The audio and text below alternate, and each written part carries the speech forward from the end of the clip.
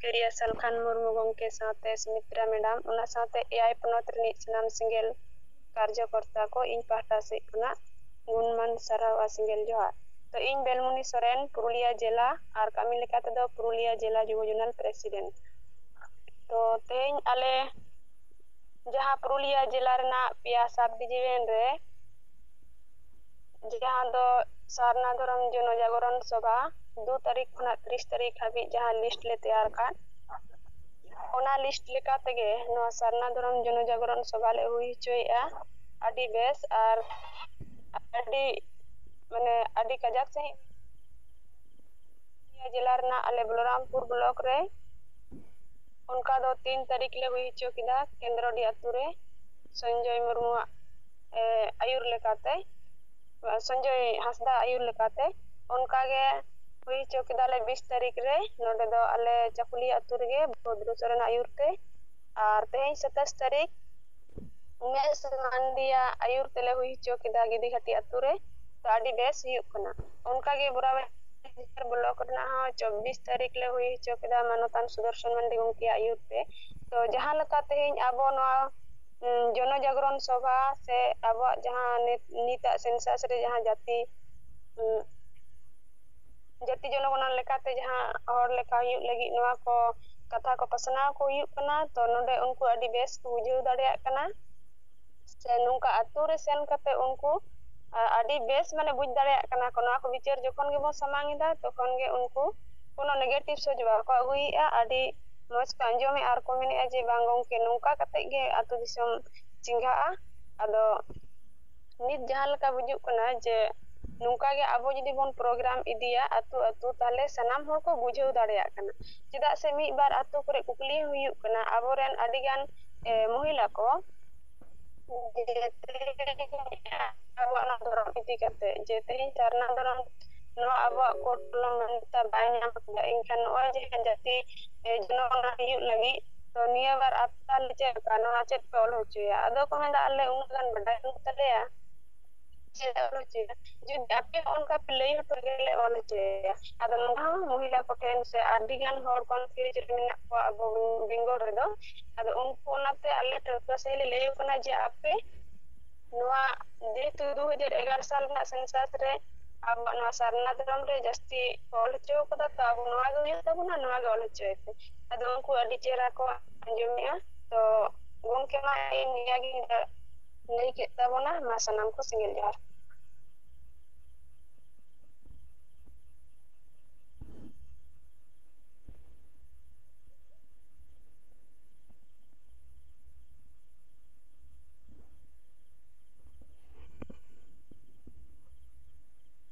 hello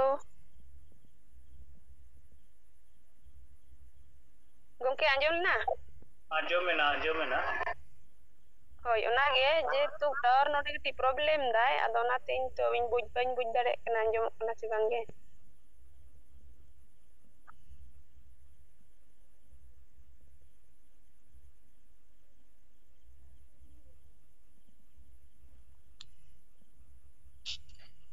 मा सनम को गे जोहार इन नारायण किस्कू रायरंगपुर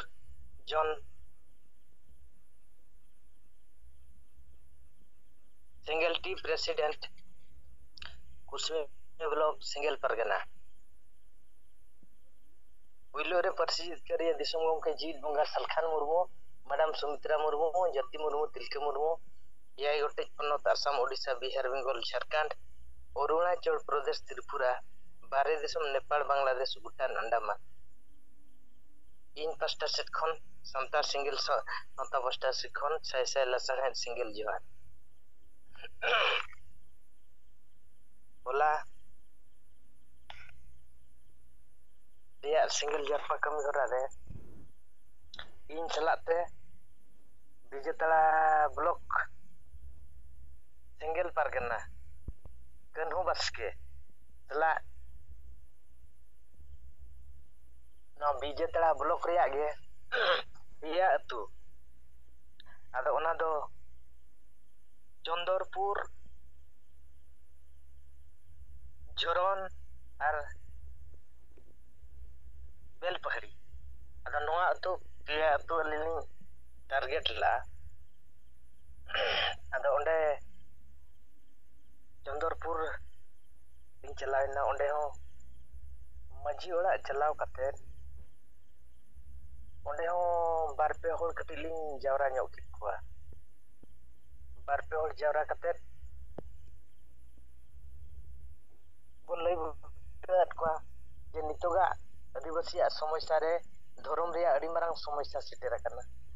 ᱦᱚᱲ ᱞᱮᱠᱷᱟ ᱱᱚᱜᱼᱚᱭ ᱦᱤᱡᱩᱜ ᱠᱟᱱᱟ ᱟᱨ ᱱᱚᱣᱟ ᱦᱚᱲ ᱞᱮᱠᱷᱟ ᱨᱮᱫᱚ ᱥᱟᱨᱱᱟ ᱫᱷᱚᱨᱚᱢ ᱵᱚᱱ ᱚᱞ ᱢᱟ ᱟᱨ ᱱᱤᱛᱚᱜ ᱡᱟᱦᱟᱸ ᱞᱮᱠᱟ ᱳᱰᱤᱥᱟ ᱯᱚᱱᱚᱛ ᱨᱮᱫᱚ ᱚᱛ ᱦᱟᱥᱟ ᱨᱮᱡ ᱨᱮᱯᱮᱡ ᱵᱟᱠᱷᱨᱟ ᱫᱚ ᱟᱹᱰᱤ ᱠᱩᱨᱩᱢᱩᱴᱩ ᱜᱮ ᱪᱟᱹᱞᱩ ᱟᱠᱟᱱᱟ ᱥᱚᱨᱠᱟᱨ ᱛᱩᱞᱩᱡ ᱛᱮ ᱟᱹᱰᱤ ᱠᱩᱨᱩᱢᱩᱴᱩ ᱜᱮ ᱪᱟᱹᱞᱩ ᱟᱠᱟᱱᱟ ᱱᱚᱣᱟ ᱨᱮᱭᱟᱜ ᱡᱤᱱᱤᱥ ᱠᱚ ᱱᱚᱣᱟ ᱟᱹᱛᱩ ᱨᱮᱦᱚᱸ ᱵᱟᱨ ᱯᱮ ᱦᱚᱲ ᱞᱤᱧ ᱫᱩᱲᱩᱵ ᱠᱮᱫ ᱠᱚᱣᱟ ᱚᱱᱟ ᱥᱟᱶᱛᱮ ᱱᱚᱣᱟ ᱡᱷᱚᱨᱚᱱ ᱟᱹᱛᱩ ᱚᱸᱰᱮ ᱦᱚᱸ ᱢᱟᱹᱡᱷᱤ ᱚᱲᱟᱜ ᱨᱮᱜᱮ ᱵᱟᱨ ᱯᱮ ᱦᱚᱲ ᱟᱹᱞᱤᱧ ᱫᱩᱲᱩᱵ ᱠᱮᱫ ᱠᱚᱣᱟ ᱟᱨ ᱵᱮᱞᱯᱟᱦᱟᱲᱤ ᱱᱚᱣᱟ ᱟᱹᱛᱩ ᱨᱮᱦᱚᱸ ᱢᱟᱹᱡᱷᱤ ᱥᱟᱶᱛᱮ ᱢᱤᱫ ᱵᱟᱨ ᱦᱚᱲ ᱡᱟᱦᱟᱸᱭ ᱠᱚ ᱛᱟᱦᱮᱸ ᱠᱟᱱᱟ ᱩᱱᱠᱩ ᱫᱩᱲᱩᱵ ᱦᱩᱭᱱᱟ ᱟᱨ ᱥᱮᱸᱜᱮᱞ ᱚᱵᱷᱤᱡᱟᱱ ᱯᱟᱥᱴᱟ ᱥᱮᱫ ᱠᱷᱚᱱ ᱡᱟᱦᱟᱸ ᱟᱵᱚᱣᱟᱜ ᱚᱫᱷᱤᱠᱟᱨ ᱵᱚ ᱢᱮᱱᱮᱜᱼᱟ ᱦᱟᱥᱟ ᱵᱷᱟষᱟ ᱡᱟᱹᱛᱤ ᱫᱷᱚᱨᱚᱢ ᱱᱚᱣᱟ ᱠᱚ ᱢᱟᱨᱟᱝ ᱢᱟᱨᱟᱝ ᱮᱡᱮᱱᱰᱟ ᱵᱚ ᱞᱟᱹᱭ ᱥᱚᱫᱚᱨᱟᱫ ᱠᱚᱣᱟ ᱟᱹᱫᱤᱵᱟᱹᱥᱤ ᱪᱮᱛᱟᱱ ᱨᱮ ᱱᱤᱛᱚᱜ ᱱᱚᱣᱟ ᱠᱚ ᱨᱮᱡ ᱨᱮᱯᱮᱡ ᱵᱟᱠᱷᱨᱟ ᱟᱹᱰᱤ ᱢᱟᱨᱟᱝ ᱠᱷᱟᱛᱨᱟ ᱪᱟᱹᱞᱩᱭᱮᱱᱟ ᱟᱨ ᱱᱤᱛᱚᱜ ᱡᱟᱦᱟᱸ ᱞᱮᱠᱟ ᱵᱚ ᱢᱮᱱᱟ ᱦᱟᱥᱟ ᱨᱮᱭᱟᱜ ᱠᱟᱛᱷᱟ ᱦᱟᱥᱟ ᱨᱮᱭᱟᱜ ᱠᱟᱛᱷᱟ ᱢᱟ ᱱᱚᱜᱼᱚᱭ ᱟᱵᱚ ᱮᱠᱫᱚᱢ ᱟᱹᱛᱩ ᱫᱤᱥᱚᱢ ᱠᱷᱚᱱ ᱞᱟᱜᱟ ᱫᱷᱚᱝᱥᱚᱭᱮᱫ ᱵᱚᱱᱟ ᱟᱨᱦᱚᱸ ᱟᱹᱰᱤ ᱞᱮᱠᱟᱱᱟᱜ ᱡᱳᱡᱚᱱᱟ ᱠᱟᱛᱷᱟ ᱱᱚᱣᱟ ᱯᱮᱯᱟᱨ ᱠᱚᱨᱮ ᱩᱰᱩᱠ ᱟᱠᱟᱜᱼᱟ ᱡᱮᱢᱛᱤ ᱳᱰᱤᱥᱟ 1,44,000 মানে পরিবার নুকু কো অত হাসা নিজেরা অত হাসা জঙ্গল জমি অত হাসা খন কো লাগা অচুয়া নোয়া কোরেনাᱜ ᱠᱟᱛᱷᱟ ᱡᱮ ᱟᱵᱚ ᱟᱹᱫᱤᱵᱟᱹᱥᱤ ᱪᱮᱛᱟᱱ ᱨᱮ ᱱᱤᱛᱚᱜ ᱦᱟᱥᱟ ᱨᱮ ᱵᱟᱠᱷᱟᱱ ᱥᱚᱨᱠᱟর ᱞᱟᱜᱟ ᱵᱚᱱ ᱨᱮᱭᱟᱜ ᱟᱹᱰᱤ ᱢᱟᱨᱟᱝ ᱡᱳᱡᱚᱱᱟᱭ ᱪᱟᱹᱞᱩ ᱟᱠᱟᱫ ᱟᱨ ᱟᱵᱚᱣᱟᱜ ᱵᱷᱟষᱟ ᱮᱴᱟᱜ ᱦᱚᱲᱟᱜ ᱵᱷᱟষᱟ ᱛᱮᱵᱚ ᱜᱩᱞᱟᱢ ᱟᱠᱟᱱᱟ ᱟᱨ ᱟᱵᱚᱣᱟᱜ ᱵᱷᱟষᱟ ᱛᱮ ᱱᱤᱛᱚᱜ ᱜᱩᱡᱩᱜ ᱦᱚᱨ ᱨᱮ ᱪᱟᱞᱟᱜ ᱠᱟᱱᱟ ᱟᱫᱚ ᱱᱤᱛᱚᱜ ᱟᱵᱚ ᱵᱤᱪᱟᱹᱨ ᱠᱟᱛᱮ ᱵᱚ ᱧᱟᱢ ᱠᱮᱭᱟ ᱟᱵᱚᱣᱟᱜ ᱵᱷᱟষᱟ ᱦᱚᱸ ᱢᱟᱱᱮ ᱟᱵᱚᱭᱤᱡ ᱥᱚᱨᱠᱟর ᱢᱮᱱᱟᱭ ᱛᱩᱞᱩᱡ ᱨᱟষ্ট্ᱨᱚᱯᱚᱛᱤ ᱢᱮᱱᱟᱭ ᱛᱩᱞᱩᱡ ᱱᱤᱛᱚᱜ ᱫᱷᱟᱹᱨᱤᱡ ᱛᱮ ᱱᱚᱣᱟ ᱪᱟᱯᱟᱫ ᱜᱤᱰᱤ ᱞᱮᱠᱟ ᱢᱮᱱᱟᱜᱼᱟ ᱟᱫᱚ ᱱᱚᱣᱟ ᱮᱴᱟᱜ ᱦᱚᱲᱟᱜ ᱵᱷᱟষᱟ ᱡᱟᱦᱟᱸ ᱞᱮᱠᱟ ᱥᱠᱩᱞ ᱠᱚᱞᱮᱡᱽ ᱛᱷᱟᱱᱟ ᱯᱷᱟᱸᱰᱤ ᱨᱮ ᱪᱟᱹᱞᱩᱜ ᱠᱟᱱᱟ ᱱᱚᱣᱟ ᱵᱷᱟषᱟ ᱦᱚᱸ ᱟᱵᱚ ᱥᱠᱩᱞ ᱠᱚᱞᱮᱡᱽ ᱛᱷᱟᱱᱟ ᱯᱷᱟᱸᱰᱤ ᱠᱷᱚᱱ ᱮᱠᱫᱚᱢ ᱪᱟᱹᱞᱩ ᱦᱩᱭᱩᱜ ᱫᱚᱨᱠᱟর ᱠᱟᱱᱟ ᱡᱟᱦᱟᱸ ᱪᱮ ᱳᱰᱤᱥᱟ ᱯᱚᱱᱚᱛ ᱨᱮ ᱫᱤᱛᱤᱭᱚ ᱨᱟᱡᱽ ᱵᱷᱟষᱟ ᱦᱤᱥᱟᱹᱵ ᱦᱩᱭᱩᱜ ᱫᱚᱨᱠᱟর ᱠᱟᱱᱟ ᱟᱨ ᱵᱚ ᱢᱮᱱᱟ ᱟᱵᱚ ᱥᱟᱱᱛᱟᱲ ᱡᱟᱹᱛᱤ ᱟᱹᱫᱤᱵᱟᱹᱥᱤ ᱪᱮ ᱮᱥᱴᱤ ᱡᱟᱹᱛᱤ ᱥᱚᱨᱠᱟর ᱱᱚᱣᱟ ᱢᱤᱫᱴᱤᱡ ᱞᱤᱥᱴ ᱟᱠᱟᱫ ᱵᱚᱱᱟ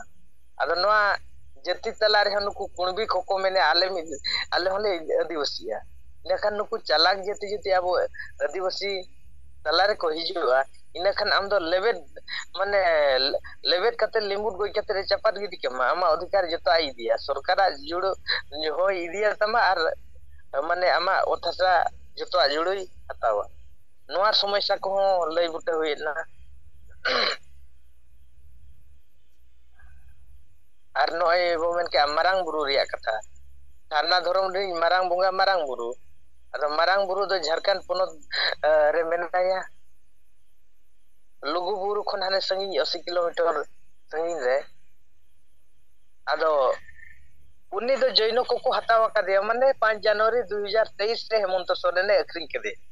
अदो नुई जुदी अब बाबू बंचावेया इना खान दो प्रमाण हिसाब ओना मता वो चाबाइना मोचा मोचा एकला रे ताहे कते दो सरकार मानत चेलका रे एम दाड़ेयमा अब मारांग बुरु बंचाव दरकार अब ओथसा बंचाव दरकार अब जाति बंचाव दरकार अब भाषा बंचाव दरकार अदो नोआ को बंचाव लगी के सिंगल अभियान दो आले ले कमी करना और सालखान मुर्मू सेंगेल अभियान हिसाब ते माने एआई गोटे पनत रेले कमी करना अदो नोआ जिनिस को अतु दिसम रे दिसम बाय बिचारोआ इना खान दो नोआ अडी मारांग ध्वंस रे चलुआ अदो नोआ इतागी आले अतु अतु ले पासनाव का करना जे आदिवासी जे संताल को मारांग उपरुम दो हुई करना सारना धर्म दिन अयुरिया गुरु दो अतु रे दो मजी नाकी को अदो नुकु तिना को बडाया का बाको बडाया का अदो नुकु को जपित का खान मा नुकु तुली ते हजार जन अतु दिसम देना बो गुजु तेगे हुईवा अदो आपेले बडाय बुझे चिंगा चिरगले तियाले तिना पे कमी करना केना अले कमी होरा हिसाब आपेले जुड़े पिया आर नो अतु दिसम ने नरिया आलोचना हुई दरकार आले तुलुइते आले ले ले पिया आर आपे हो नो आलोचना हुई दरकार আর নোয়া সারনা ধর্ম হিসাব তে আবো ভারত রে आदिवासी जे माझी को आबो जुमिद कतेन जितकरो आबो आदो जितकरो रेया और दो पे लेकना आले ले व्यवस्था का मिट्टी दा आबो जदी माझिया आयुरते अतुदिना आयुरते 1000 होड़ मेना बोना मिद दिन जदी आबो डाकरा जाबो रेल रोड चक्का जाम आ चेत कारण खातिर आले सारना धर्म कोड हुयो दरकारा आले संताड़ी राजभाषा हुयो दरकार नोआरे हिसाब ते जुदी आबो रेल रोड मयूरभंज रे इनखान राष्ट्रपति चे मोहन मुख्यमंत्री ठन खबर सेटेर विचार ते हुई आज नो मौलिक अधिकार कथा कन आदिवासी को नितो धरिते 75 वर्ष पोलम कते रह नोआरे अधिकार जखन बाको न्यामका मेनखान नुकुआ नितो को खोकोच कना आदो नोआ हो विचार कते आबो को एम दाड़े होल जुमित कते आर मिट्टी जुमिद दो हुई कना आबो जदी ओड़ा पिछे 10 कोटी टका कते पैसा बन एमा हजार हजार लाख लाख कोटी टका हुईवा आदो नोय जहां लेका आबो मेन किया आबो 2011 जनगणना रेगे 50 लाख अन्यान्य जगह रे साना मेते ओला उना समय रेगे नुकु 45 लाख जैन दको ओला आदो नुकु जखन धर्म रे मानत कोड को नाम किया मेनखान सारना चेदा बाको नामा नोआरिया हिसाब जुदी आबो हाई कोर्ट धरि को चला जुमिद कतेन इनखान नोआरि आबो अधिकार बो नाम दाड़िया आर मिट्टी जुड़ू दो जहां लेका बो मेना हिंदू मुसलमान क्रिश्चियन धर्म आखड़ा रे धर्म गुरु को शिक्षा पढ़ाव कोआ मोळे सेरमा रे भोट दो आबो हंडी पौरे जिल्ला काते बाबू अखरिया नोआ मोळे सेरमा रे भोट तेगे आबो हासा भाषा जाति धर्म बंचावा माने जहां नेता चे पार्टी नोआई कमी कना और जहां नोआई रोड कना उनी आबो विचार मित कते उनी गे मिट्टी आबो अतु रिया चे आबो धर्म हिसाब ते भोट जुदी बो मा ठीक होड़ो बाछनिया और ठीक होड़बो बाछन के देखान ठीक आबो आई कमी दाड़िया आदो नोका पेल कना फॉर्मूला हिसाब ते आबो आदिवासी माने अधिकार बो नाम दाड़िया और पेल कना अधिकार नाम लगित खान दो आबो समाज सुधार अडी जरूर दरकार आदो समाज दो नोआ दलदली दुलकी हसा रे थलिया खाना आदो नोआ दलदली दुलकी हसा खन ओचो लगित खान दो नितो गो मेन के माझी बदल अतु बंचा हंडी बसाया संता बन लहाय सेदाय खन माझी नाय के परगना जखन मेना कोआ नोआ कथा बांग को विचार का मेनखान आको ठाव रे चियर रे दुडुब कते नोआ को जुदी बाको विचारा इना खान दो आबो गुजु तेगे हुइवा आदो ओना खातिर नुको आबो विचार चकोआ और नोआ रे कमी होरा हिसाब ते आबो कमी तेगे हुइवा और नोआ जुदी बाबू विचारा बाबू कमिया आबो गे जतखन मारांग दुसीदार पपी दो जहां चे आबोरिन हिजु कान गिदरा पिदरा अनगाना को बखरा अडी मारांग गुजु रिया और डाहर बो बेनाव का खान और ओना सामते दिकु जहां के सरकार जहां आजा कमी रे कथाय कमी कना ओना माय कमी कान गया जहां लेका बो मेन क्या नय 1925 पंडित रघुनाथ मुर्मू ओलचिकी ओडोला 2025 रे 100 शर्मा ओलचिकी मिशन को मनाव किया एकदम को किया को एकदम नितो दो को जपित कदा आदो उनका गे नुकु दिकु को 1925 रे आरएसएस को बनावला 1925 से आरएसएस बनाव करे नो 2025 रे आ कमिटी टारगेट को फाइनल किया बागा 2025 से हिंदू राष्ट्र बन बनाव माने जतो आदिवासी हिंदू बन खड़ कोआ आना भारत दिसम तो हिंदू राष्ट्र बन बना आदो नो नोका एटा जति संता धर्म को नो नोका को कमी पूरा खाते टारगेट को हासिल मेनखान आबो संतारिन दो 100 शर्मा पूरा करते रह चेत टारगेट बो नाम किया आदो सिंगल अभियान दो अडी केटे सन्ने कमी कनाय विचार आय अरे लैया को कना और जहां तिना कमी कनाय ओना रेया जता परिप्रमाण मेना आकाद गया आदो नितो दो बन सिंगल अभियान छदा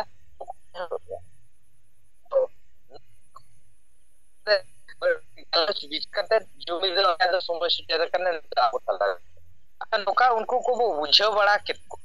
आदो ना बुझाव बड़ा रे जाना बेबड़ी जिनिस मा बाको मेनेन गया आदो ना दो जथात कथा कान गया कमी दरकार आदो आबो जदी बाबू कमिया इना खान दो ओकोय कमिया आदो देलावन आले ले अयुरिया ताबो आपे आले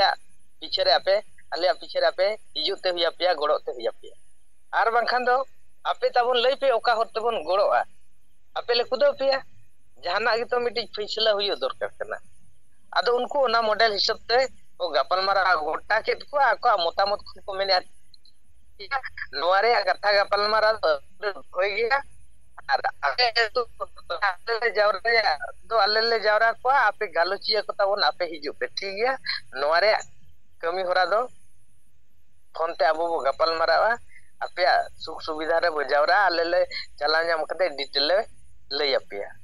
ado noy jahan leka abuak kami hora judi atu atu bai bai te chala huding khon marang meeting ke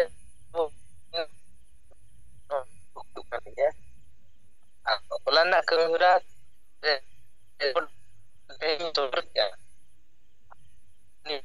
gapa nina lay kate dina tehnya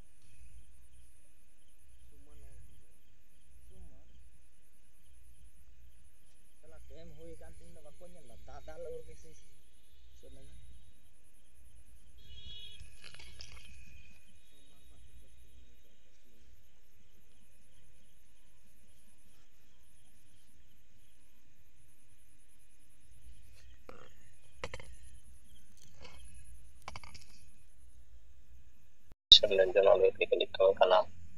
Adivasi Sangil Abhijana jahan lokho se target abo kom beshi bo kami da ar onare abo target kai te puro chala karon Adivasi Sangil Abhijana jahan bichar ona bichar to आदिवासी बंचा दरिया को आदिवासी जीवित दरिया कारण आदिवासी समस्या जहां दिन धरे बांग जाम कानते आदिवासी अंते नाते चितिर बितिर अवस्था रे मेना करनी मेनखान अभी जेल बुंगा मन सलखान गंके अब दो अपनाय रास्ता जहां रास्ता ते आदिवासी बो जुमित दारे को कारण निये लाहा जहां तिना गान आदिवासी रेन आयुरिया लिकाते को समांग कना मिद बार हो जहां के मेनकान उनकाना कॉन्सेप्ट बाय समांग लेना जहां ते तो आदिवासी बो जुमित दारे को कारण कले मानी ते बो जुमित को আর অনকা চিতির বিতির অবস্থা আদিবাসী কো আদো বাই হই কো আদিবাসী কে নকা চিতির বিতির রে মেনা বনা বাকি জাহাঁ তেনা ও আদিবাসী কো মেনা কোয়া উনকু দো কম বেশি জমি রে মেনা কো এমন কি আবো কোনো কম সংখ্যা রে মেনা কোয়া জাহাঁ দো জৈন ধর্ম রেন কো উনকু 50 লাখ বাকো হইয়া 44 लाख से 45 लाख गान भारत रे मिला कॉलम डाटा बड़ाय उनको हो जुमिद मिला को मनकन आबो प्राय 25 करोड़ भारत रे आबादी मिना बोल माने कम बेसी मिटन हिसाब करते 15 खन 25 करोड़ दो होयो गया 20 करोड़ दो होयो गया पर माने पले अनका नूनो गान और अब चितिर बितिर के मेना बोना कोई दो माने आया जहां तिना जाति यारी जहां भाषा लाय लक्ष्य जिते के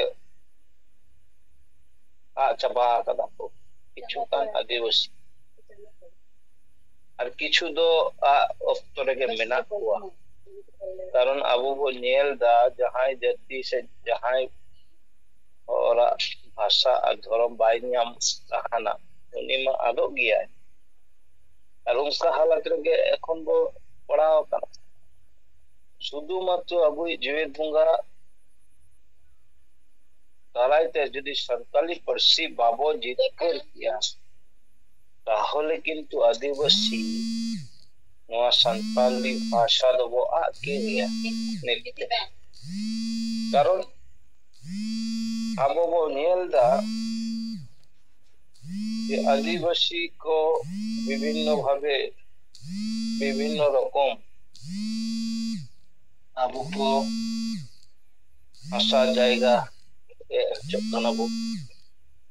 ᱚᱱᱠᱟᱜᱮ ᱟᱹᱫᱤᱵᱟᱹᱥᱤᱭᱟᱜ ᱵᱷᱟষᱟ ᱦᱚᱸᱵᱚ ᱟᱫ ᱦᱚᱪᱚᱜ ᱠᱟᱱᱟ ᱠᱟᱨᱚᱱ ᱟᱹᱰᱤᱜᱟᱱ ᱟᱹᱫᱤᱵᱟᱹᱥᱤ ᱵᱷᱟষᱟ ᱱᱤᱛ ᱫᱚ ᱟᱫ ᱪᱟᱵᱟ ᱟᱵᱚ ᱵᱚ ᱧᱮᱞᱮᱫ ᱜᱮ আবার কালচার হো আদিগান আদিবাসীয়াগ বিভিন্ন ভাবে বদল আকানা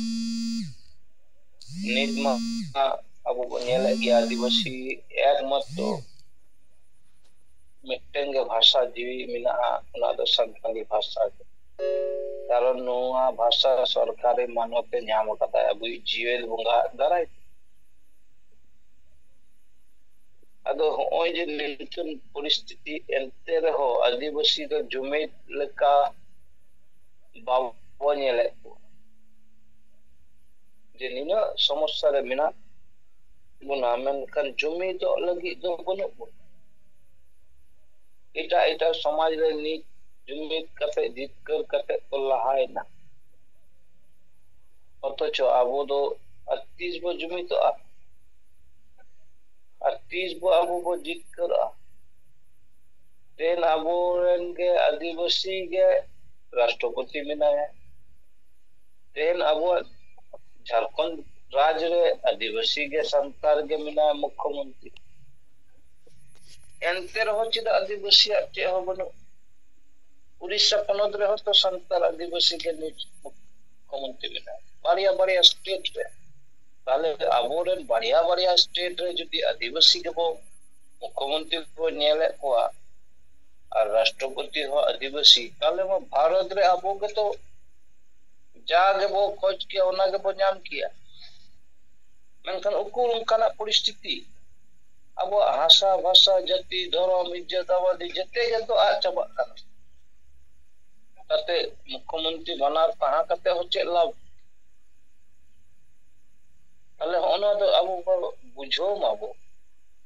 যে আবোয়াগ হালাত নিত ᱪᱮᱫᱞᱮᱠᱟ ᱯᱚᱨᱤᱥᱛᱷᱤᱛᱤ ᱨᱮ ᱢᱮᱱᱟᱜ ᱵᱚᱱᱟ ᱥᱩᱫᱷᱩ ᱢᱟত্র ᱡᱩᱢᱤᱫ ᱵᱟᱝ ᱠᱷᱟᱹᱛᱤᱨ ᱛᱮ ᱡᱩᱢᱤᱫ ᱫᱚ ᱚᱠᱟ ᱵᱚ ᱢᱟᱱᱮ ᱚᱱᱟ ᱦᱟᱴ ᱯᱟᱛᱟ ᱨᱮ ᱡᱩᱢᱤᱫ ᱠᱟᱛᱮ ᱫᱚ ᱞᱟᱵᱷ ᱵᱟᱭ ᱦᱩᱭᱩᱜᱼᱟ ᱫᱚᱢᱮ ᱫᱚᱝᱮᱢ ᱮᱱᱮᱡ ᱠᱮᱫᱟ ᱦᱟᱴ ᱯᱟᱛᱟ ᱨᱮ ᱫᱚᱢᱮ ᱡᱟᱛᱨᱟ ᱴᱟᱺᱰᱤ ᱨᱮᱢ ᱜᱷᱚᱞᱴᱟᱣ ᱵᱟᱲᱟᱭᱮᱱᱟ ᱚᱱᱟ ᱚᱱᱠᱟᱱᱟᱜ ᱡᱩᱢᱤᱫ ᱨᱮᱫᱚ ᱠᱳᱭ ᱯᱷᱟᱭᱫᱟ ᱵᱟᱭ ᱦᱩᱭᱩᱜᱼᱟ কারণ ᱚᱱᱟ ᱡᱩᱢᱤᱫ ᱫᱚ ᱟᱢᱟᱜ ᱨᱟᱹᱥᱠᱟᱹ ᱞᱮᱠᱟ ᱡᱩᱢᱤᱫ ᱨᱟᱹᱥᱠᱟᱹ ᱠᱟᱹᱢᱤ ᱨᱮᱱᱟᱜ ᱡᱩᱢᱤᱫ ᱮᱱᱮᱡ ᱥᱮᱨᱮᱧ ᱞᱟᱭ ᱞᱟᱠᱪᱟᱨ ᱢᱮᱱᱠᱷᱟᱱ ᱚᱱᱟ ᱡᱩᱢᱤᱫ ᱠᱟᱛᱮ ᱫᱚ ᱠᱳᱱᱳ ᱨᱚᱠᱚᱢ হাসিল বানা হাসিল কোন পাটাবিন্দু সে অনকা মিটন মেলা টান্ডি রে যা হল को जावरा गया लाख लाख उकुल मिद दिन तो सारना धर्म लगी बाको जावरा लेना उनको हर हो जहां पटाबंदी बिंदु टांडी रे को उनका एने सेरेंग लगी को जावरा कना हर मेनखान संतार को उनुक को जावरा दरे कना मिटन मेला टांडी रे पटाबिंदु लिका जायगा रे तले उनकान हर गे जुदी संस्कारा ओना धर्म लगी को जावरा को आ ताले मा नित ते बो ᱧᱟᱢ किया मेनखान उनका कोनो दिन बो ᱧᱮᱞ कदा जमायत एकमात्र आबोआग गे आदिवासी सेंगेल अभियान गे जुमिद बो ᱧᱮᱞ कदा मोरेगा राज्य रे जहां दो आबो बो ᱧᱮᱞ केदा ब्रिगेड मैदान रे मिट्टे जुमिद मिट्टे बो ᱧᱮᱞ केदा उड़ीसा दिसम रे उनका गे आसाम दिसम रे उनका गे बिहार रे हो और झारखंड रे मोरे गटे पनोत रे अब बो जुमित कते बो दिखाव लेदा संतार से आदिवासी को अंखन जहां तिना आशा लेदा बो उनका दो बाबो जुमित दारे तर कारण गे नोआ कना कारण दो कना समाज रे जहां दुलो समाज लगी दुलो धर्म दुलो समाज लगी दुलो नो दुलोर गे संतार से आदिवासी को तो कम चबा जार कारण तेगे नोआ सब कमी रे तो बको हिजुक कना गरो अब गंके 1980 साल खने जुमित ना एक कोशिश दा दिना कोशिश करते रहो चिदा बको हिजुक कना कारण उनका दुलोर गे बनु दो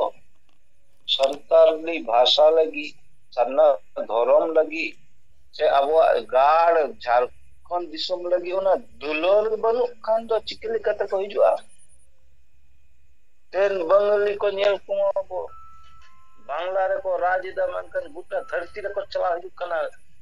गुटा धरती रे ako को गoro ako कना जहां रे को चला कना ओंडे मिटन राज रे सुदु बंगाली मिना को और गुटा दिसम रे को दान कना जेते जगह रे के गoro को हिजु कना गoro को एमा को कना मनकन आदिवासी दो झारखंड रे मा को लगा हचो कान गया इटा राज में कोनो माने आग चेई लिया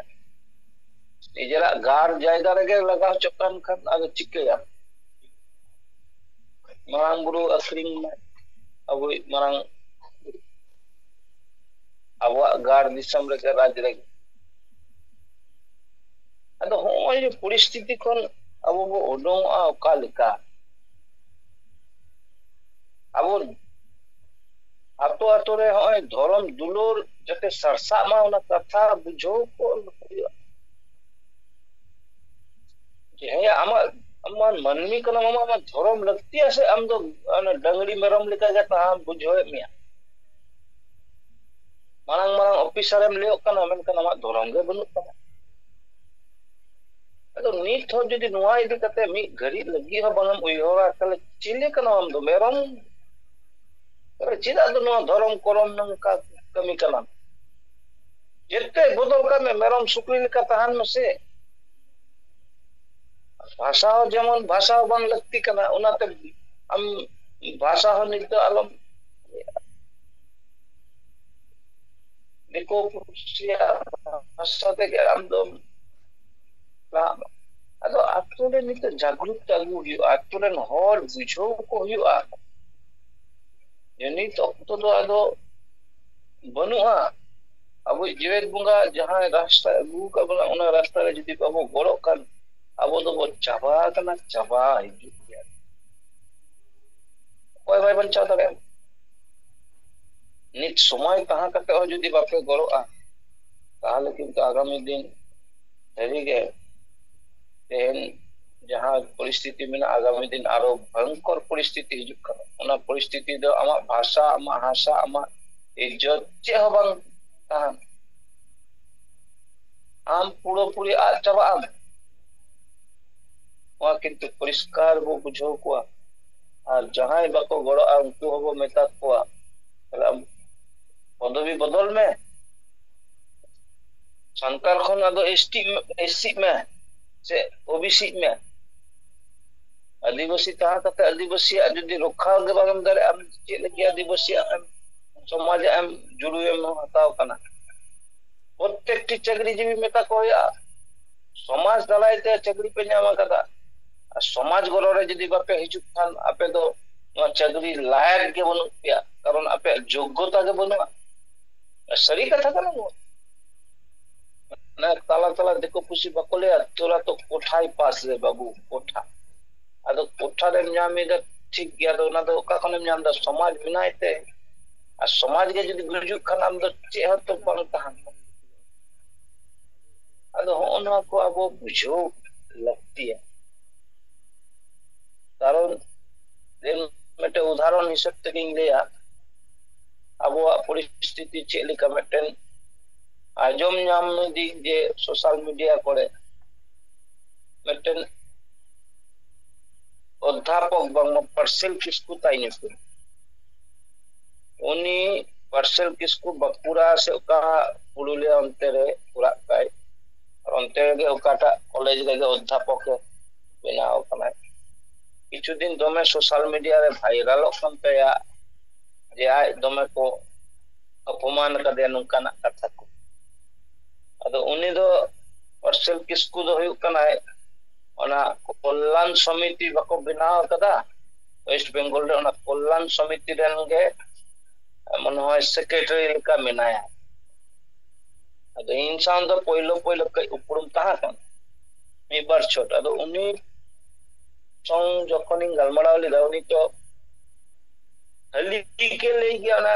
नॉन पॉलिटिकल भावे आले ले कमिया पॉलिटिकल लेका आले पाले कमिया अरे मिता दिया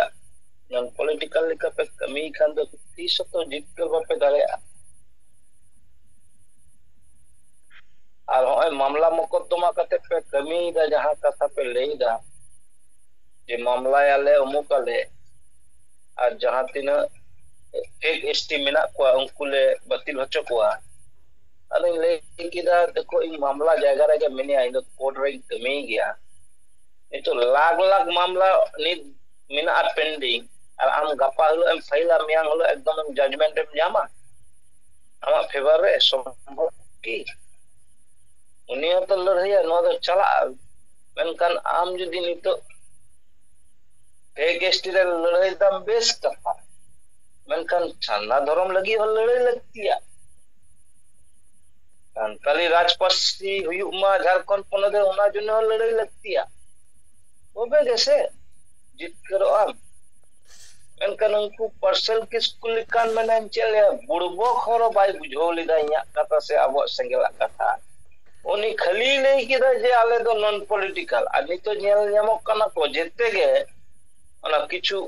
माने दानांग कोन पॉलिटिकल को सपोर्ट आई कना बुझो कना उनको जतो मी नंबर ले गन आ माने समाज रेन बैरी लिका को कमी कर नोते ले दे नॉन पॉलिटिकल और नोते हने पॉलिटिकल होड़ा गड़ोते के जहां कमी रे कारण अको जहां फेक एसटी इदी का लड़ाई उकू रादो चबाय नन दमे को दोन बड़ा लिदा बस मेनखान ओकाय ना को तेन उनी सेक्रेटरी गे तेन को अपमान के दिया जाति सूचक भाबे आए ले जाय बइन ले दरा कला चे सत्य घटना में मेनखान नुई जे पार्सल किसको तेन अपमान ना है तेन ले दाय तेन में संगठन नि सेक्रेटरी से जनरल सेक्रेटरी का में ना तले चे लिखा संगठन तपे जे नुका को अपमान के दिया तेहन बाबू जुमिद बनु मिया नोआ कथा बुझो में तेहन जदि जुमिदन कहा को तेहन हम अपमान ना साहस कोई बको नाम किया इन निजे इन उनी सही रोपोर कना इन निजे इन अपमान कर दे इन पार्सल किसको लेकन हर दिन दे यार तेहन आ को अपमान कर दे जे को तलाते पाइबान ले जाए किंतु आज तो निजे बुहार अपमान कर दे इंसान रोपोर दे नोआ कंट्रोवर्सी कहा कना लिया इन दो संगेलनी हर बोले उन्हें अपमान ले दिया अपमान दे नुंका अपमान कर दिया जे ओना ग्रुप रे तहा कांते इन जो तो एम्प्लॉय ओना आको को बिना ले एम्प्लॉय एसोसिएशन मेनते अदो इनको ऐड ले दिया अदो इया दो चे साहेबा बिचार इन ओना ग्रुप रे समांग किया या अपराध दो नुआ और उनी पर्सन किसको चिका के दिया ओना रे ओना ग्रुप खने रिमूव की दिया इन बांग मैन कहते हैं आज का अपने फोन करते ही मिटा देता है पर्सल बाबू नुआ चेल कम चिके किदा हम उना ग्रुप नि एडमिशन हम होई दर अमेरिकन इन आज का नुका ग्रुप खनम सहागिरी के दिया या अपराध चेटी इन जहां ले लेदा अबो जुमिर कॉन्सेप्टिंग ले कदा जे सन्ना धर्म कोड ना मामला रे अबो एकता अगु हुई तबना और झारखंड पनत रे राजभाषा संताली हुई मान नोरे आपे संगठन भाबे नोरे सपोर्ट तपे से बांगा नोंकाना किछु कंट्रोवर्सी कथा नोले ते आपे पे लेके दा नोआ तो कंट्रोवर्सी हुआ तले चिदा दो संगठन बनाव कदा जदी आमा ओना कमी के बांग लगा तमा सुदु सुदु ओना फेक एसटी नियम दोन बड़ाया तले तेन चले हम तो को अपमान के मिया गोटा दुनिया रे ढाके पिटो एतो तेहन इनको जाति सूचक भावे को अपमान किया से जहां के को अपमान कर मिया तेन ono हालत तो अब जत्तो हरा हुआ मा आलम मने हम तेन आपे लेकन हर खातिर ते बाबो जुमित kan खातिर ते तेन नोंकन मिटन हर को अब को अपमान को सरी कथा कना इन ऑफिस रे अडी गान क्षेत्र अडी रकम हर से तर्क बितल को कना अब इस मनकन सरासरी बको अपमान दारे कदिया एंते रहो इन बुझोगी जे अब को अपमान में ऑफिस अदालत को जहां रे कमिया कारण मिना दो गंके कारण दो कना अब दोष मिना अब दोष दो नोआ कना एक नंबर दोष दो कना अब ओकोय मानमा कना बसे चेक आगे कुकली दोहय मा बसे मेटन मानवा रूपते जदि बो तहा को ताले अब नित्य धर्म बो पांजा ठीक किया इन दिन रात दिन होयन रह नितो धर्म इदी कते उको तिनो सचेतनता बो तैयार कदा अब को चगरी जीवी हरा कथा नहीं लेदा बिनो चगरी हरा तो बइन लेदा एन तिना गन हर को ओडों कते को ले कदा नुआ कथा जे हां नि पर्सन किसको कथा नहीं लेदा मिद दिन लगी हो बइन ले लेदा मंग म अध्यापक कना चले तेन को अपमान कर दिया आदो हसो कर दिया तले नुई पर्सन किसको को कना मानवा कना से चिले कना पढ़ाई हुई ते यदि मानवा को आया नितो ले अपमान कर अरे भाई मानवा रूप ते बांगम नित दो बांगम स्थापित कना यदि मानवा हो ओई को तले आमा धर्म कहा को आमा भाषा कहा को आमा निजेस्व जाति सत्ता कहा को को मेटन देखो तो भाई लेदा इनको अपमान कना मेटन तुरु को तो बको लेदा चिदा आपको जुमित कॉन्सेप्ट मिना बड़ा को मेटन तुरु कम जदी जाना मिता पूरा दुनिया रे तुरु को ले आए नो चे होय कना और अपना रे दो मानवा रूप ते बको निले बंदो मैं पर्सन किसको कथा की लेला आय उद्धापक होई दरे आय किंतु आया धर्म रे तो चे ओल कथा कुलिए बस और भाषा तो चे तय कुलिए पे अदो होनुकान हर बांग बुझो को हर संगठन को चलाओ इदा मेटे मेटे और आदिवासी को हालत बर्तर खराब से चला नीथ हो नुई पर्सल किसको कथा की ले बाई समांग ले दाय प्रत्येकटी संगठन ठेन जे नुआ नुका कते चेलिका होया जुमित ना कॉन्सेप्ट दरकार ओगु मिद दिन तो बाई ले लिदा जहां आले एस जहां टेक स्टील लड़ाई दा नुआ लगी आपे हो गड़ पे आले हो सन्ना धर्म और राजभाषा मा झारखंड पनद रे नुआ लगी आले होले रोड़ा से गड़ आले बाई ले लिदा तो मारांग नेता गो ना बरसिंग मेटन संगठन सभापति तो बालाक्रम सोरेन ओना अदो उनी दो चाबाय ना का तो उनी कथा के अदो बांग this Gita Nooyi दोमे Pulsar Kisku और नोटे नुई सुबोध हासदा नुंकू को आगे मेहा कोइन दिसे मेनकन आदो बाकी जहां संगठन बो कायन चको चाबाय ना तले चिदा दो संगठन पे चला जहां कमी बापे दारे और दुरुप को पे से होय गोरले पे सेंगल वाला और सेंगल दो नीथ हो जलो कन के नीथ आया कॉन्सेप्ट खन बाय सहा कना जहां कमी कदे एहब कदे उना खन मी चुल बाय हंते नते को सोच साहस कते नुको हर बकली दारे कना सरी कथा तेहन इन ले इदा इन नुकुरन संगठन कम बेसी जेते नेता मंत्री संग रोपड़ कना नुको जेते के कना को एक नंबर बुड़बक लिका कथा को लिया बांग बुझो कते पकड़ोड़ा इन निजे प्रमाणित माने इन अलिबारिंग चेष्टा कला जे बांगा सेंगला बिचार सा नुको किछुटा बिचारिंग जदिंग अगु दारे खान जुमित कॉन्सेप्ट बेसो अले बो लहा दारे कमी दारे आबो मिसावते ठीक गया आको बनास तक आको को कमी किया मेनकन बाको हिजुआ बाको गोड़ा और नितो चिकरे नको आ चाबाय नको नितो नुई पर्सन किसको उकारे चो आ चाबाय ना नुई रे नेता मंत्री उकारे चो आ चाबाय ना ताहले आम तो निन दिन धरे जे खतिते हरेम विभ्रांत करते ओना फेक एसटी लगी एम लड़ाई किदा चे इंप्रूव एम अगु किदा ले इन उन वक्त भागे रकम इन बड़ाई की आबो संगठन सेंगल अभियान जे भाबे लहा कांता है सरी के नुई फेक एसटी सामांगन खान गे कटी नोडे nongka adigan chagri jibi abose ko helena nungku hante nako sudu mato nungku fake ST fake সংগঠন khatite in jor gola in leida karon in Hugli jela re aro abo Bengal re adigan jela kore adigan netitto saw ya lopor hoi kana sari katha kana nungku fake ST lagi ko ladai le gya menkan okare to a chabai nako bako dare ana nit khali ona social media re kati marang marang lecture ko chabai kono কর্মসূচি ke banut tako nungku kono কর্মসূচি banut tako তাহলে আম maintain সংগঠনে বিনাও কেদা কোনো agenda সঠিক ভাবে বাংলাম দহ দাঁড়ে আদা নিনা দিন ধরে হরেম বিভ্রান্ত কে কোয়া শুধু পুরোপুরি কো বিভ্রান্ত কালা আর সারি কথা কানা উনি ওনা 18 19 সালে যে উন সময় 2018 কি 19 উন সময় কেন ফেক এসটি দি কাতে নুকু কো জমিত না উনকু সভাপতি বালাগ্রাম সরেন যাহা দো দুর্গাপুর ওনা ইয়ারা কমি গিয়া উনি সাং হই ro পড়লেনা মি বার abo PDI kata ing samang leda je meten agenda onto mido pe agenda te bom mido ma nui parcel kes ko ma bujoga bai bujo leda nui balagram entero mi bar kata hai hu adi sabapati jahan nui parcel kes ko ma puro puri mane abo concept ge mane bari lika ye kida ado hui ho kana udhapok ar udhapoka mane no onka brain অধ্যাপক অথচ আয়াত ধর্ম বানুত Taya অধ্যাপক আয়াত ভাষা বানুত Taya অধ্যাপক আয়াত লাইলাকচার রাজনীতি বানুত তায়া অধ্যাপক বান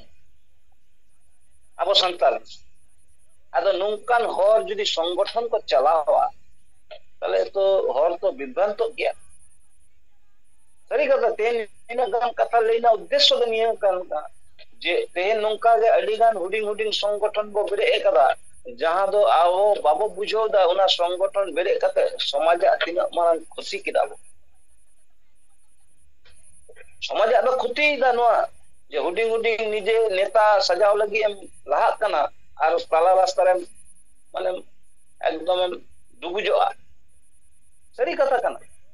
तेन मजी Pargana Mohan nyutum te tina gan संगठन चला कना लई मबो से नुई लेदा इन दिसम परगना हली लेदा इन दिसम परगना उनी लेदा नुई mohla চিহ্ন চিতা ব্যবহার দেয় উনি বাইদার আইন হাইকোর্ট দিদি নোয়া চালাক কানা সান্তার আদিবাসী সমাজ নোয়া গে হই কানা পরিস্থিতি নি আর আতরে যখন গে বৈঠকেম দহয় আতরেন হ নোয়া বিভ্রান্ত রেগে মেনা কোয়া যে অকয় সে বো কমিয়া অকয় আবো কথা বো আজম আমা নুই মহল वाला মহল কিন মরে গটে কিন ভাগনা নুই ফেক এসটি মেটেন বিনাও কিদা আবার মেটেন নুই আশেকা হ নকান মেটেন মানে 14টি সংগঠনে বিনাও কিদা আদো অনওয়া যদি পরিস্থিতি হইয়া সান্তার আদিবাসী কো পালারে জুমিত তো 30 বো জুমিত তো আবিয়া মেনকান সালখান মুরমু জিয়ত বঙ্গা তো মেটেন গে সংগঠন আশা আরো আশা তালারে যত কিছু উইন্স মিনা आशा nyutum आदिवासी सेंगेल अभियान nyutum samang kate ge adi gan wins mina node ge am jotto rege me dare am maji pargana mohol madwarem kamiya node hiju me asa rege mina ona am student ko am kami lagi am hijuga student na agenda lagi student ko ho all india santali student union hina am jadi am kamiya महिला मोर्चा संगठन नोडे मिना आशा रगे आम जदि हम कमिया चाकरी जबी समस्या हुई कना करे ताले ट्राइबल एसोसिएशन मिना नोडे गे जेते रकम मिना पूरो मेनका नोडे कमिना इच्छा दो होरा बन ओकारा ना फेक संगठन के कमिया ओय तो हालत अब बो नेले गे नई फेक एसटी रे তিনাগান হয়তো কো আমদা কো ন সংগঠন কো যাওলা লেনা আদো উনকু কায় নাকো বাংমালি গান চাঁদা ফাঁদা হানা নোয়া কো পুরা লে গিয়া কম বেশি নিতো তো হানে কম বেশি আদো মিদ দিন মিছর দো হানে ইয়ে মাজি পারগানা মহল সে কো আপে কো গতু বলন কানা কিছু আবার হন্তে আশেকা কোন কমি রে মানে কোন নির্দিষ্ট কোন নুকো ইয়ে গে বনুত তো फेक एसटी तो अच्छा भाई ना फेक ना संगठन के फेक ᱟᱫᱚ ᱦᱚᱸᱜᱼᱚ ᱱᱚᱝᱠᱟ ᱠᱟᱨᱚᱱ ᱛᱮ ᱱᱩᱠᱩ ᱦᱚᱲᱟᱜ ᱠᱟᱨᱚᱱ ᱛᱮᱜᱮ ᱟᱵᱚᱣᱟᱜ ᱥᱚᱢᱚᱥᱥᱟ ᱛᱮᱦᱮᱧ ᱟᱫᱚ ᱱᱩᱠᱩ ᱟᱵᱚ ᱟᱛᱳ ᱨᱮ ᱱᱩᱠᱩ ᱥᱯᱳᱪ ᱠᱚ ᱫᱚᱨᱠᱟর ᱟᱪᱪᱷᱟ 10 ᱵᱟᱡᱟᱣᱱᱟ ᱟᱹᱰᱤ ᱜᱷᱟᱹᱲᱤᱡ ᱜᱤᱧ ᱨᱚᱲ ᱤᱫᱤ ᱠᱮᱫᱟ ᱟᱫᱚ ᱵᱮᱥᱤ ᱵᱟᱹᱧ ᱨᱚᱲᱟ আসলে বিষয়টা ᱜᱮ ᱱᱚᱝᱠᱟᱱ ᱛᱟᱦᱮᱸ ᱠᱟᱱᱟ ᱡᱮ ᱨᱚᱲ ᱤᱫᱤ ᱠᱤᱫᱟᱹᱧ ᱠᱷᱮᱭᱟᱞ ᱵᱟᱹᱧ ᱫᱟᱲᱮᱭᱟᱫᱟ 10 ᱵᱟᱡᱟᱣᱱᱟ ᱟᱫᱚ ᱡᱟᱦᱟᱸᱭ ᱜᱮ ᱡᱩᱢᱤᱫ ᱵᱟᱠᱷᱨᱟ ᱡᱩᱫᱤ ᱵᱚ ᱥᱟᱯᱲᱟᱣ ᱠᱟᱜ ᱠᱷᱟᱱ ᱢᱟ ᱡᱩᱢᱤᱫ ᱵᱟᱠᱷᱨᱟ ᱵᱚ ᱤᱭᱟᱹᱭ ᱢᱟ ᱵᱟᱹᱠᱤ ᱵᱤᱪᱟᱹᱨ ᱞᱮᱠᱟᱛᱮ ᱯᱚᱨᱮ ᱱᱮক্সᱴ ᱫᱤᱱᱤᱧ ᱨᱚᱲᱟ ᱵᱚᱨᱚᱝ ᱢᱟ ᱥᱟᱱᱟᱢ ᱠᱚ ᱫᱚᱲᱟᱛᱮ ᱡᱚᱦᱟᱨ ᱮᱢ ᱠᱟᱛᱮ ᱱᱚᱰᱮ ᱜᱮ ᱤᱧᱟᱹᱜ ᱠᱟᱛᱷᱟᱧ ᱢᱩᱪᱟᱹᱫ ᱫᱟ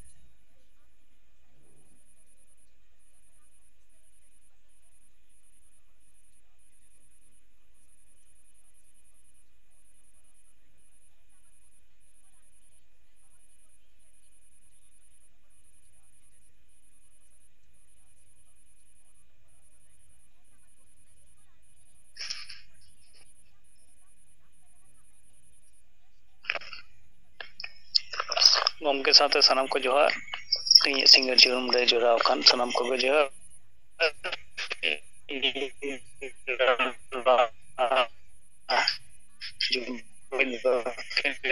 ᱨᱚᱲ ᱨᱟᱠᱟᱵ ᱯᱮᱭᱟ ᱟᱹᱰᱤ ᱰᱤᱥᱴᱟᱨᱵᱚᱜ ᱠᱟᱱᱟ ᱵᱟᱝ ᱟᱸᱡᱚᱢᱚᱜ ᱠᱟᱱᱟ ᱦᱮᱰᱯᱷᱳᱱ ᱴᱟᱜ ᱴᱷᱤᱠ ᱵᱟᱝ ᱜᱚᱝᱠᱮ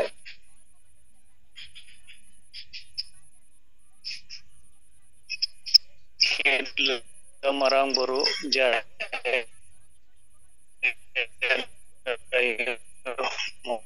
ᱦᱮᱰᱯᱷᱳᱱ ᱪᱷᱟᱲᱟ ᱠᱟᱛᱮ ᱨᱚᱲ ᱵᱤᱱ ᱦᱮᱰᱯᱷᱳᱱ ᱪᱷᱟᱲᱟ ᱠᱟᱛᱮ ᱥᱟᱱᱟᱢ ᱵᱚᱸᱜᱟ ᱵᱩᱨᱩ ko hapram ko